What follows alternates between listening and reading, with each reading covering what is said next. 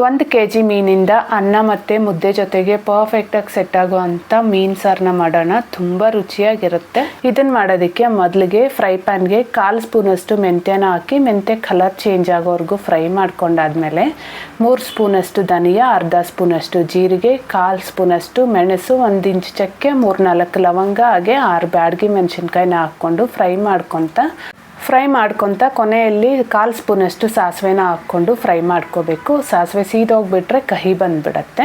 ನಂತರ ಅದೇ ಫ್ರೈ ಪ್ಯಾನ್ಗೆ ಎಣ್ಣೆ, 7-8 ಸಾಂಬಾರು ಈರುಳ್ಳಿ ಹಾಗೆ ಚಿಕ್ಕದೊಂದು 2 ಟೊಮೆಟೊನ ಸಹ ಸೇರಿಸ್ಕೊಂಡು ಚೆನ್ನಾಗಿ ಫ್ರೈ ಮಾಡ್ಕೊತಾ ಇದ್ದೀನಿ.